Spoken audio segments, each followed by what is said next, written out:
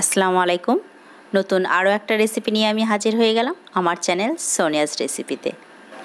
আজ আমি আপনাদেরকে বানিয়ে দেখাবো কাঁচা আমের আইসক্রিম। আর এটা খেতে দুর্দান্ত ভালো লাগবে, খুবই সুস্বাদু একটি আইসক্রিম। আর এই প্রচণ্ড গরমে এই ধরনের আইসক্রিম খেতে কার না ভালো লাগে বলুন। তো এখানটায় আমি দুটো আম নিয়েছি।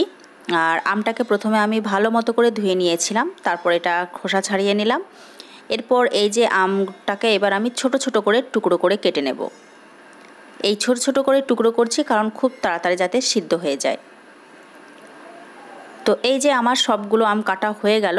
এরপর আমি একটা পাত্রে আমগুলোকে ঢেলে দিচ্ছি আর দিলাম 1 কাপ মতো পানি, আর দিচ্ছি একটা ছোট বাটির 1 বাটি মতো চিনি দিয়ে আমি ওভেনে দিয়ে দিলাম।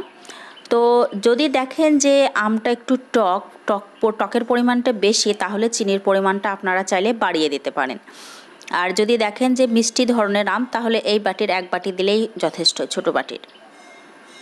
তো দেখুন আমটা সিদ্ধ হয়ে গেছে, আর ঠান্ডা হয়ে যাওয়ার পর কিন্তু আরেকটু সিদ্ধ হয়ে গেছে, দেখুন ভালো মতো সিদ্ধ হয়ে গেছে। তো এবার আমি একটা মিক্সি নিলাম, সেই মিক্সির মধ্যে এবার আমি আমের টুকরোগুলোকে দিয়ে দিচ্ছি। আর একটু চিনি সিরাপ রয়ে গেছে, ওটা আমি পরে অ্যাড করব। এরপর আমি দিলাম কিছু পুদিনা পাতা আর দিচ্ছি সামান্য পরিমাণ বিট লবণ। এই সমস্তগুলোকে আমি এবার ভালো মতো করে পেস্ট করে নেব। তো আমার পেস্ট করা হয়ে গেল, খুব সুন্দর একটা স্মুথ পেস্ট তৈরি করা হয়ে গেল। এবার এটাকে আমি ছেঁকে নিচ্ছি।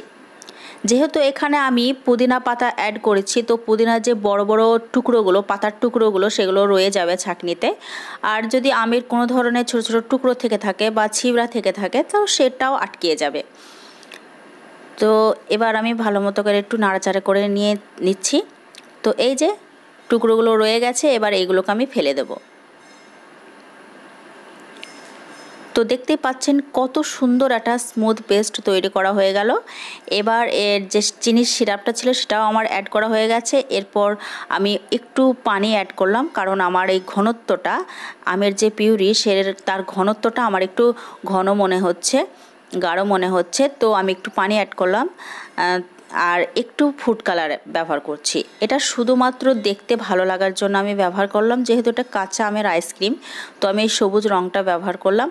এটা অপশনাল, আপনারা চাইলে স্কিপ করতে পারেন, শুধুমাত্র দেখতে ভালো লাগার জন্য। আর স্বাদেরও কোনো তারতম্য হবে না, স্বাদটা ঠিকই থাকবে। তো এবার আমি একটা নিলাম আইসক্রিম মোল্ড। তো এই মোল্ডের ভিতরে আমি দিয়ে দিচ্ছি আমের পিউরিটা।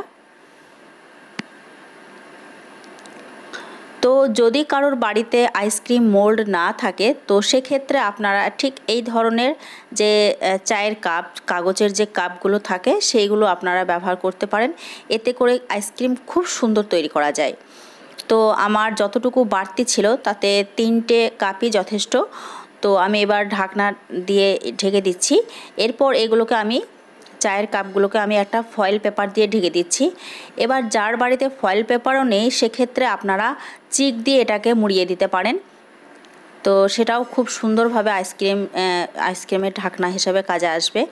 তো আমার সবগুলো ঢেকে দেওয়া হয়ে গেল ফয়েল পেপার দিয়ে। এবার একটা চাকু দিয়ে আমি কেটে নিচ্ছি, যাতে স্টিকগুলো ভালো মতো করে ঢুকে যায়। তো এই যে হয়ে গেল। তো এবার আমি এটাকে ফ্রিজে রেখে দেবো সারা রাতের জন্য। আপনারা মিনিমাম 8 ঘন্টা রাখতে পারেন, আর চাইলে আপনারা সারা রাতও এটা রেখে দিতে পারেন। আমি সারা রাত রেখে দিয়েছিলাম, আর কত সুন্দর জমে গেছে, একদম বরফ পড়ে গেছে ওপরটা। তো এবার আমি একটা পাত্রে পানি নিলাম, আর পানির মধ্যে কিন্তু কয়েক সেকেন্ড রাখতে হবে, বেশি রাখলে হবে না, তাহলে আবার গলে যাবে। তো কয়েক সেকেন্ড রাখার পর আপনি একটু চেপে ধরে টানলেই কিন্তু সব বার হয়ে যাবে খুব সুন্দরভাবে। তো এই যে সবগুলো কি সুন্দরভাবে আইসক্রিম তৈরি করা হয়ে গেল দেখুন। এরপর আমি কাগজেরগুলোও দেখাচ্ছি, কাগজের কাপগুলো দিয়ে যে আইসক্রিম করেছিলাম। তো দেখুন কি সুন্দর আইসক্রিমগুলো হয়েছে, দেখুন খুব সুন্দর। তো বন্ধুরা, আমার এই রেসিপিটা যদি আপনাদের ভালো লেগে থাকে, অবশ্যই লাইক, শেয়ার এবং কমেন্ট করে জানাবেন। আজ এই পর্যন্তই। সবাই ভালো থাকবেন, সুস্থ থাকবেন। আল্লাহ হাফেজ।